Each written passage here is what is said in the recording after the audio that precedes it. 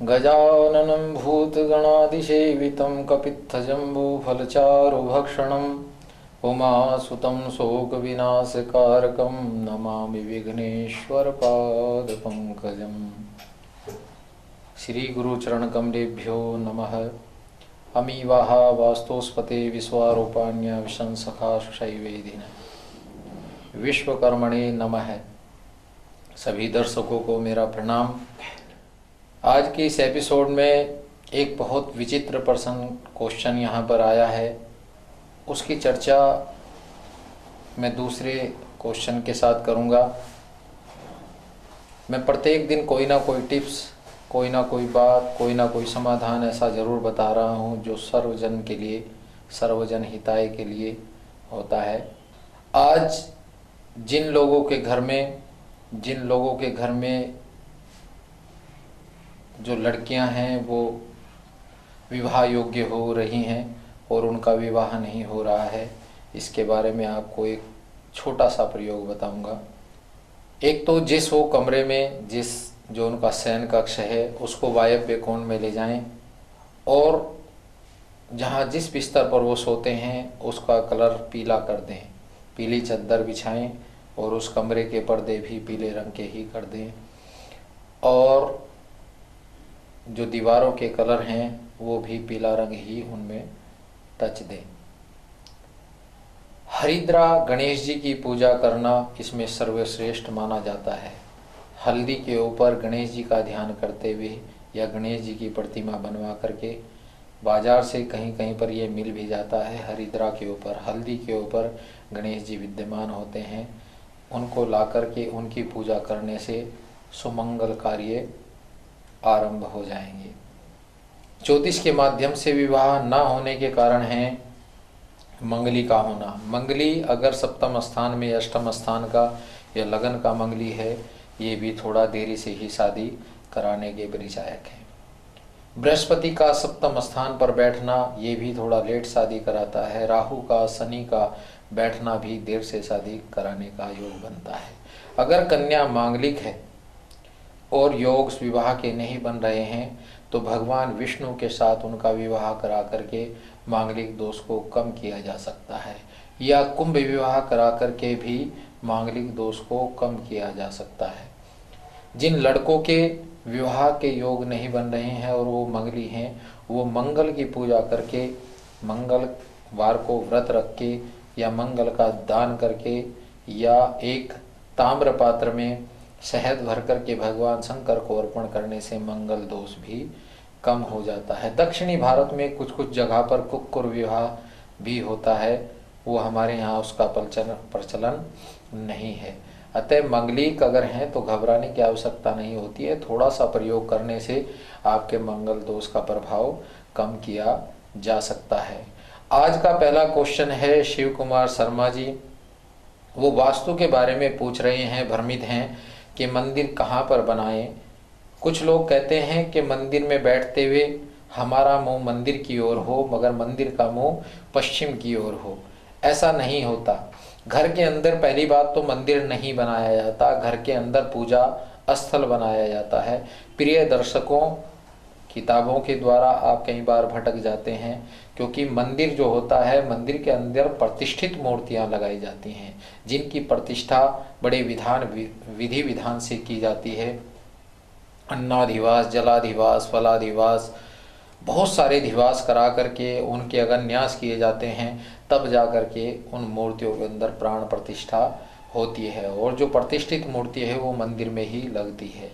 घर के अंदर केवल हम फोटो इत्यादि या हस्त प्रमाणम के हिसाब से हम मूर्ति रखते हैं, मगर वो मूर्तियां चर प्रतिष्ठित होती हैं या क्योंकि चर प्रतिष्ठा क्यों होती है, क्योंकि उनको हम एक जगह से जब हम सफाई इत्यादि करते हैं तो हटा सकते हैं।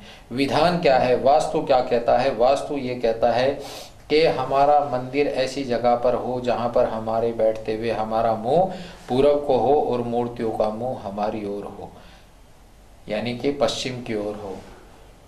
फोटोएं लगा करके या आप छोटी मूर्तियां लगा करके भी पूजा कर सकते हैं। अब पूजा का विधान में क्या आता है कि मूर्तियां कितनी ऊंची लगाएं, कितनी ऊंची लगा करके हमें पूजा करनी चाहिए।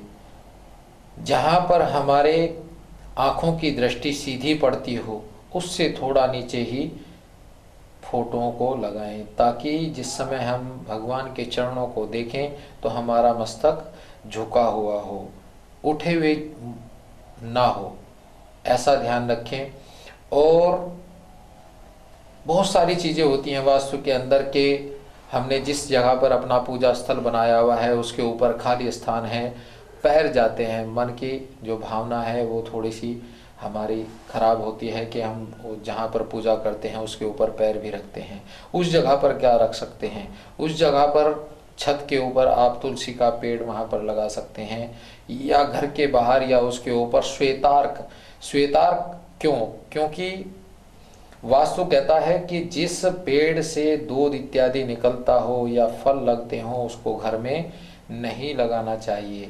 श्वेतार्क में से भी दूध निकलता है, मगर श्वेतार्क इसलिए क्योंकि श्वेतार्क की जड़ में भगवान गणेश जी का को माना गया है, वहाँ पर वो विद्यमान रहते हैं। गणेश जी का हमारे गेट पर लगना आगे और पीछे को मुँह करके ये लक्षण अच्छे माने जाते हैं। यहाँ तक गणेश जी को, क्योंकि गणेश जी का जड़ के अंदर, श्वेतार्क की जड़ के अंदर वो विराजमान रहते हैं, अतः उसको भी अब उस छत पर लगा सकते हैं जिसके नीचे हम अपना पूजा स्थल बना रहे हैं। पूजा के अंदर मूर्तियाँ अधिक नहीं लगानी चाहिए, उनमें वही मूर्तियाँ लगाओ जिन पर आपका विश्वास होता है या आपके वो इष्ट हों, उन्हीं की मूर्तियाँ आप वहाँ पर लगाओ और पूजा करो। देवता बहुत सारे हैं, लेकिन किस देवता की पूजा करें, जिसमें भी आपकी श्रद्धा हो, क्योंकि भगवान कहते हैं एको हम द्वितीयो नास्ति, मैं एक हूँ दूसरा हूँ ही नहीं। मगर दूसरी जगह उन्होंने लिखा कि एको हम बहुश्याम है, मैं एक हूँ मगर बहुत से रूपों में हूँ। कहने का तात्पर्य है जिसकी भी पूजा करें बड़े श्रद्धा और विश्वास से करें, उन्हीं से आपको अपने पूजा का फल, अपने पूजा का पुण्य आपको निश्चित रूप से प्राप्त हो जाएगा। अगला क्वेश्चन आया है जिसके बारे में मैंने आपको पहले सूचित किया था। राकेश जोशी जी इस क्वेश्चन को पूछ रहे हैं, जो भी घर में रहता है उसको संतान नहीं होती, और अगर होती भी है तो जल्दी ही वो नष्ट हो जाती। इनके घर में प्रॉब्लम है कि संतान वहाँ पर नहीं होती, और होती है तो वो जल्दी ही नष्ट हो जाती है। इनके 3 पुत्र हैं और तीनों की शादियाँ हो चुकी हैं, मगर संतान छोटे वाले लड़के को हुई है, लेकिन वो भी 1 साल के बाद उसकी मृत्यु हो गई। ये जो योग आपकी घर के अंदर बना हुआ है, वास्तु दोष तो कोई ना कोई इसमें जरूर है। मैंने आपको बताया था अन्न धन और संतान, अन्न धन संतान में किसी भी प्रकार की कोई रुकावट आ रही है या कोई प्रॉब्लम खड़ी हो रही है तो समझ लेना कि पैतृक दोष आपके यहाँ है। पैतृक दोष होता क्या है, जो हमारे बड़े हैं जिनकी मृत्यु हो गई है या अकाल मृत्यु हो गई है। साइंस इस चीज को नहीं मानता, मगर हिंदू धर्म के अंदर इसका लेख जरूर आता है। वृक्ष पतिता, जल प्रवाह, अग्नि दग्धा, जो अग्नि में जलकर मर गया हो, जल में बहकर मर गया हो, या अचानक जिसकी मृत्यु हुई हो, उसको हम अकाल मृत्यु की गणना में लेते हैं।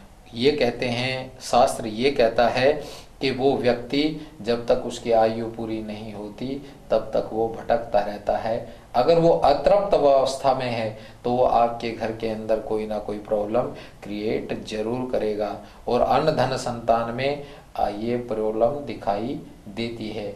जिनके घरों में इस प्रकार की स्थिति है उनकी स्त्रियों को रात्रि में स्वप्न में सर्प इत्यादि दिखाई देते हैं, या नग्न अवस्था में कोई ना कोई बच्चा दिखाई देना आरंभ होता है। राकेश जी, आपकी घर की स्त्रियों को अगर कोई इस प्रकार का कि स्वप्न में चीज दिखाई दे रही है तो आप निश्चित रूप से समझ लेना कि पैतृक दोष है। पितृ शांति आप जरूर कराएं। श्राद्धों में ये कराई जाती है, या किसी भी अमावस्या में जिसमें शुक्र अस्त या बृहस्पति अस्त ना हो उसमें ये आप करा सकते हैं, और अपनी समस्या का समाधान आपका हो सकता है।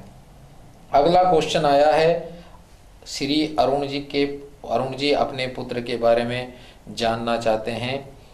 इनकी डेट ऑफ बर्थ है 17 अक्टूबर 2007, 6:01। भाग्य, स्वभाव और नौकरी। अरुण जी, शुक्र की महादशा चल रही है। शुक्र इनका भाग्यश होकर के व्यय स्थान पर गया हुआ है। शुक्र में शुक्र का अंतर चल रहा है। पिता स्थान का स्वामी व्यय स्थान पर चला गया है। पिता से खर्च तो जरूर कराएगा, मगर भाग्य इनका बहुत अच्छा है।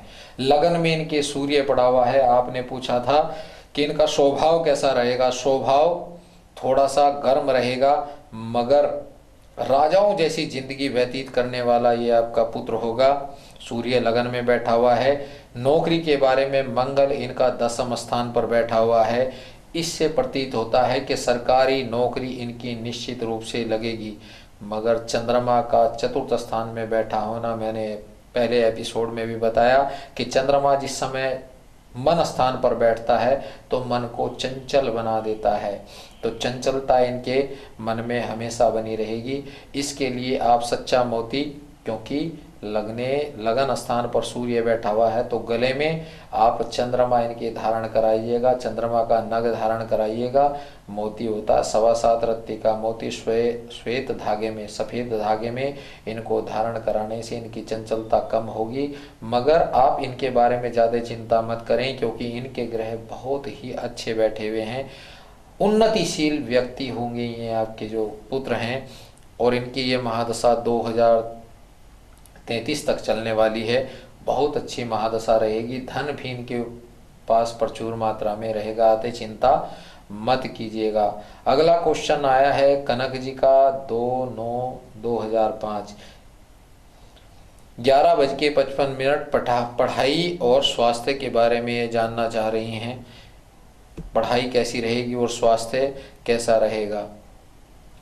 शुक्र की इनकी भी महादशा शुक्र की चल रही है, और शुक्र इनका लाभ स्थान में केतु के साथ और बृहस्पति के साथ विद्यमान है। बुध आदित्य योग इनका 10वें स्थान पर बना हुआ है। शनि चंद्रमा के साथ 9वें भाव में भाग्य स्थान पर बैठा हुआ है। राहु पढ़ाई स्थान पर बैठा हुआ है। राहु के पढ़ाई स्थान पर बैठने से इनका की पढ़ाई में कोई ना कोई अवरोधता जरूर आएगी। एक बार इनकी पढ़ाई छूटने के योग बनते हैं। और इनका स्वास्थ्य के बारे में आप पूछा है, तो मंगल इनका स्वयं राशि का रोग स्थान पर बैठा हुआ है। इतनी ज़्यादा चिंता करने की आवश्यकता नहीं है। फोड़ा फुंसी इत्यादि का इनका योग बनता है। लाल रंग के धब्बे शरीर के ऊपर आ सकते हैं। अतः इसके लिए आप स्वीपर को कुछ ना कुछ लाल वस्तु या कुछ ना कुछ दक्षिणा जरूर दें। इससे इनके हाथ से ही दिलवाना है, और इससे इनका जो मंगल का दोष है, जो स्वास्थ्य के बारे में आप पूछ रहे हैं,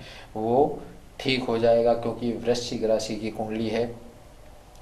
कार्य इनका कार्य आगे चल के बहुत अच्छा कार्य होने वाला है। त्रिकोण में और लगन में ही सभी ग्रह बैठे हुए हैं। अतः चिंता ना करें। अच्छा, सुंदर और भाग्यवान ये आपकी कन्या है। बड़ा अच्छी कुंडली है। अगला क्वेश्चन आया है श्री पंकज जी का। इनकी डेट ऑफ बर्थ है 29 अगस्त 72 का इनका जन्म है। 72 का 23 यानी कि 11:30। ग्रस्त जीवन के बारे में पूछ रहे हैं। ग्रस्त जीवन में थोड़ी सी आपकी परेशानी है, क्योंकि शनि लगन में बैठा हुआ है, पत्नी स्थान को देख रहा है। इस समय राहु की महादशा में शनि का अंतर चल रहा है। राहु आपका भाग्य स्थान पे, आपका कोई भी कार्य एकदम से नहीं बनेगा, उसमें कुछ ना कुछ रुकावट जरूर आएगी। आपका नवमेश व कर्मेश शनि ही है जो लगन पर बैठा हुआ है। ये थोड़ा अच्छा योग माना जाता है। उसका कारण ये है कि वृक लगन की कुंडली में शनि कारक ग्रह हो जाता है। अतः ये अच्छा है, मगर शनि को बलिष्ठता प्रदान कीजिएगा।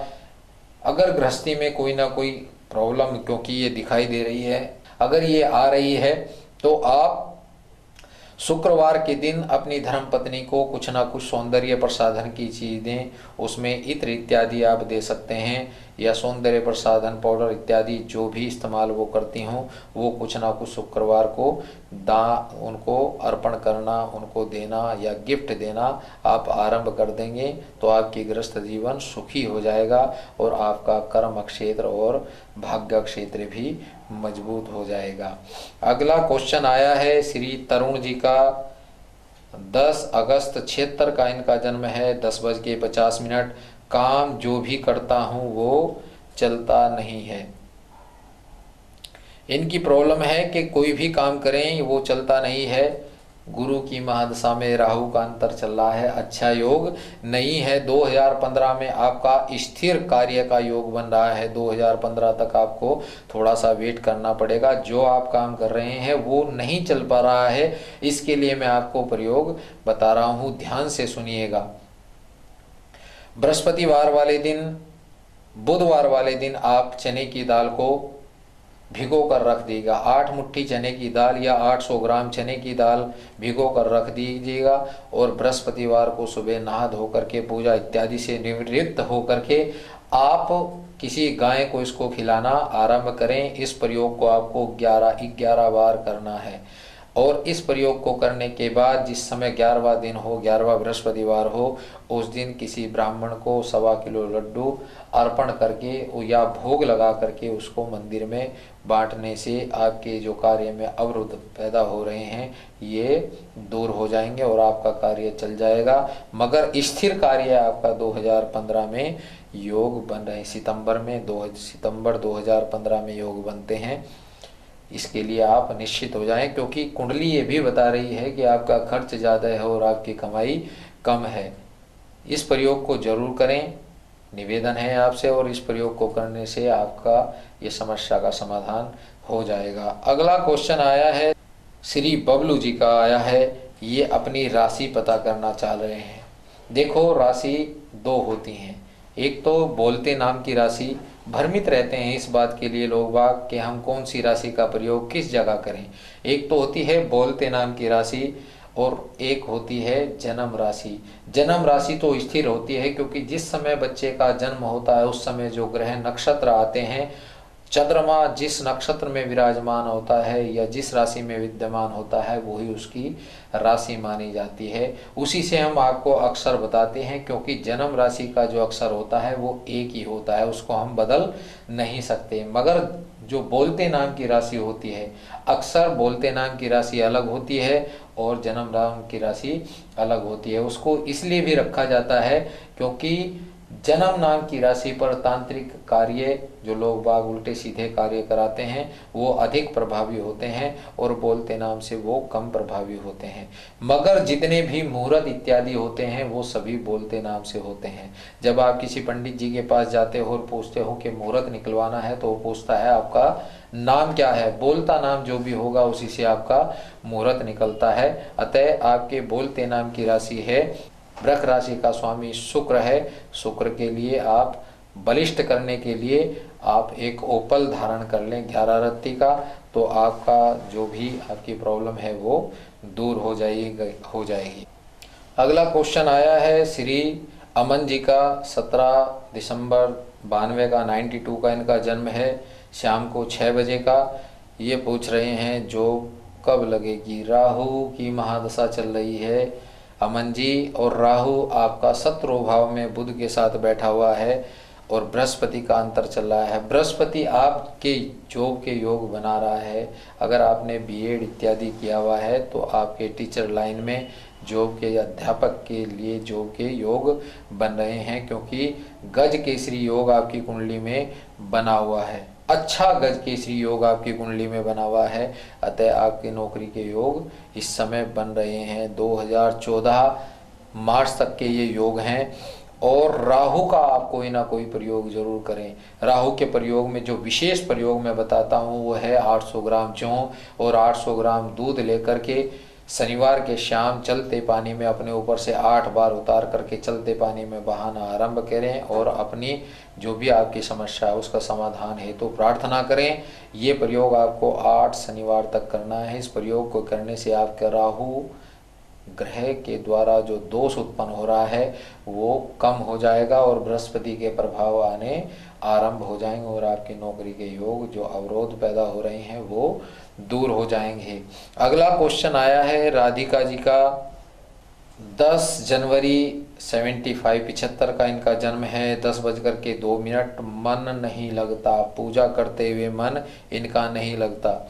चंद्रमा की महादशा, मन कैसे लगेगा? मन का स्वामी जब चंद्रमा और उसकी महादशा आ रही हो और वो भी सूर्य के साथ चंद्रमा बैठा हुआ हो तो थोड़ी दिक्कत जरूर होती है। कहीं कहीं ग्रंथ में ऐसा लिखा है कि चंद्रमा जब जितना भी सूर्य के नज़दीक आता है उसमें नीचत्व भाव आ जाते हैं। अतः चंद्रमा आपका थोड़ा सा प्रॉब्लमकारी है। चंद्रमा के लिए आप एक तो रात को सोते समय अपने हाथ पैर को जल से जरूर धो करके सोएं और सुबह उठ करके सूर्य को जल देना ना भूलें। सोमवार का व्रत रखें या सोमवार को 1.25 किलो दूध की खीर बना करके शिव मंदिर में जा करके भोग लगा करके उसको वहाँ पर बांटना आरंभ करेंगे तो आपकी जो मन की समस्या, मन नहीं लग पा रहा है, ये दूर हो जाएगा। एक आप प्रयोग कर सकते हैं, कनिष्ठिका छोटे वाली उंगली में 7.25 रत्ती का मोती आप धारण कर लेंगे तब भी ये आपकी जो समस्या है इसका समाधान हो जाएगा। बंधुओं, बहुत सारे क्वेश्चन यहाँ पर आप लोग कर रहे हैं, मुझे बड़ा अच्छा लग रहा है क्योंकि जब आप लोग क्वेश्चन नाना प्रकार के क्वेश्चन करते हो तो मुझे भी अध्ययन करने का समय लगता है। मैं उन क्वेश्चनों को कोशिश करता हूं कि आपकी समस्याओं का समाधान जो आप पूछ रहे हैं वो कर सकूं। फिर भी क्योंकि लोगों का, मेरे पास बहुत सारे लोगों का या व्यक्तियों का आग्रह मेरे पास आया कि हम आपको से जन्म पत्री दिखाना चाहते हैं तो मैंने रविवार के दिन निःशुल्क 9 से 12 का समय रखा है। जो भी अपनी समस्या का समाधान जन्म पत्री के माध्यम से कराना चाह रहा है या वास्तु का कोई प्रॉब्लम है तो वो समस्या का समाधान चाहता है और निःशुल्क चाहता है तो वो निश्चित रूप से 9 से 12 के समय में आप मेरे से आकर के मिल सकते हैं। और इसके लिए आपको स्क्रीन पर जो नंबर चल रहा है उस पर अपना नंबर नोट करा दें तो आपका वहाँ पर नोट हो जाएगा और आप मेरे यहाँ आकर के अपनी समस्याओं का समाधान करा सकते हैं। जय माता की, नमस्कार।